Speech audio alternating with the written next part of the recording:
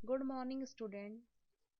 आज हम आर्ट सभ्यता के बारे में अध्ययन करेंगे। इससे पहले वाले वीडियो में हमने कालीबंगा सभ्यता के बारे में अध्ययन किया था।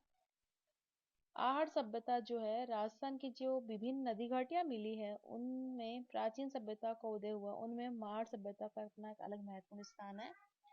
जिस समय उत्तरी और उत्तर पश्चिमी राजस्थान में सरस्वती और दृश्यवती नदियों की घाटियों में कालीबंगा आदि सभ्यता विकसित हो रही थी, लगभग उसी समय बनास, चंबल और उसकी सहायक नदियों में के किनारे में एक विशिष्ट सभ्यता जीवंत थी, जो न तो सिंधु सभ्यता जैसी थी और न ही राजस्थान, मध्य प्रदेश और महाराष्ट्र में जो विकसित अपनी समकालीन ताम्र पाषाण सभ्यता की भांति ही थी। यह एक विशिष्ट सभ्यता थी जो विशुद्ध ताम्रयुगीन सभ्यता का परिचय है। पुरातत्व में जो है नामकरण की रखा जाता है, वह या तो पोशिका नदी जो होती है या प्रथम स्थल जो पुरातात्विक जो स्थल में मिलता है उसके आधार पर इस सभ्यता का नाम रखा जाता है। इसी वजह से इस सभ्यता को बनास की सभ्यता और आहड़ सभ्यता कहा जाता है, क्योंकि जो अधिकांश स्थल सभ्यता के मिले हैं बनास व उसकी सहायक नदियों पे मिले हैं। चूंकि ये सभ्यता आहड़ नामक स्थान पर प्रकाश में आई, अतः इस सभ्यता को आहड़ सभ्यता के नाम से भी जाना जाता है। वर्तमान उदयपुर जिले की में यह आहड़ सभ्यता दक्षिण पश्चिमी राजस्थान में सभ्यता का प्रमुख केंद्र था।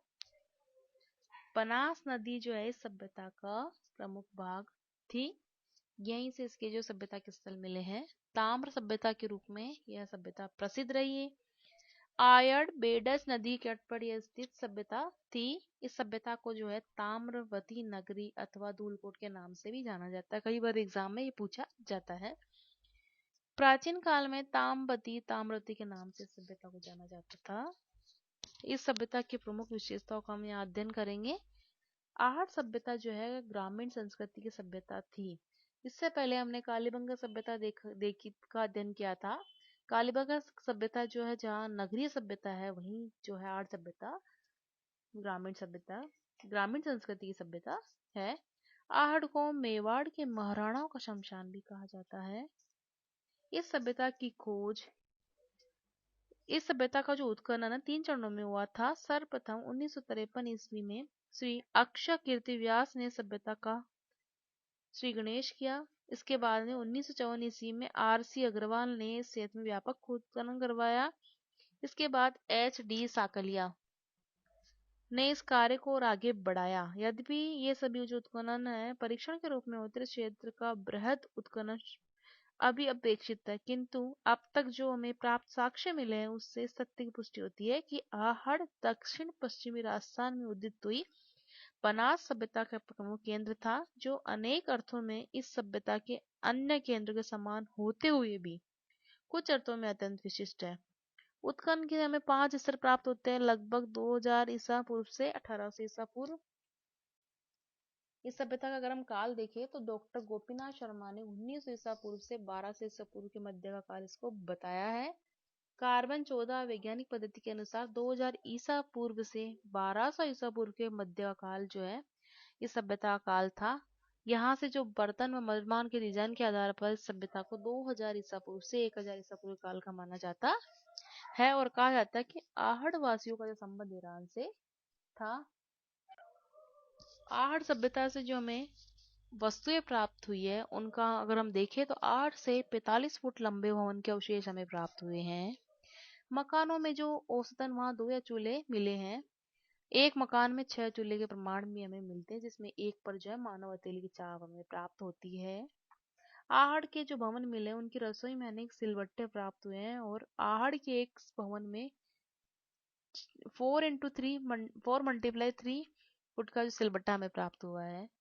आहड़ सभ्यता लाल व काले मृदवाण जो आरबीपी वाली संस्कृति का महत्वपूर्ण केंद्र थी। आहड़ सभ्यता के मृदवाण उल्टी तपाई विधि के पकाए जाने के कारण विशिष्ट ढंग से बने जाते थे। इसी के साथ जो है अनाज रखने के मृदवाण भी हमें वहां मिले हैं, जिन्हें स्थानीय भाषा में गोरे व कोट कहा जाता था। आहड़ के जो उत्खनन में 4 मानव मूर्तियां प्राप्त हुई है। यहाँ से हमें नारी की खंडित मरमूर्ति जो कमर के नीचे लहंगा धारण किए। आहड़ की मरमूर्तियों में हमें जो है हाथी, घोड़े, बैलगाड़ी के पहियों की मरमूर्तियां विशेष रूप से हमें वहां मिलती है। इसके अलावा यहाँ से हमें मणिमूर्तियां मिली है, उनमें कॉर्नेलियल, क्रिस्टल, फेनियास, जेस्पर, सेलकड़ी तथा लेपिस लाजुली जैसे कीमती उपकरणों का प्रयोग किया जाता था। यहाँ से हमें मिट्टी की अन्य वस्तुओं में जो मेल उतारने के झाबे, सिर खुजलाने के यंत्र, पूजा की थाली, चूड़ियां, बच्चों के खिलौने तथा पशु एवं माना कृतियां भी हमें मिली है। आहड़ से हमें 6 तांबे की मुद्राएं और 3 मोहरें प्राप्त हुई है। इनमें से कुछ मुद्रा अस्पष्ट है। एक मुद्रा में त्रिशूल खुदा हुआ दिखाई देता है और दूसरे में खड़ा हुआ अपोलो है,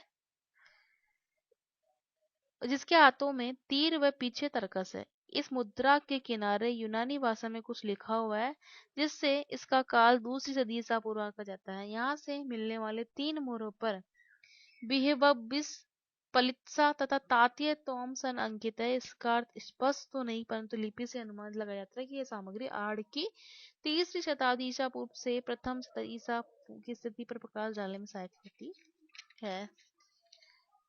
यहाँ जो है आर्य सभ्यता में जो है मृतक संस्कार जो विधि थी वह प्रागैतिहासिक युग में माड़ वासियों की मृतक संस्कार विधि की निश्चित जानकारी में नहीं मिलती है, किंतु परवर्ती काल में अस्थि पंजरों से ज्ञात होता है कि वे अपने मृतकों को गाड़ते थे। मृतक के पैर दक्षिण में और सिर उत्तर में रखा जाता तथा उनके साथ आभूषण आदि भी गाड़े जाते थे। संभवतः प्रागैतिहासिक युग में भी यह विधि प्रचलित रही है।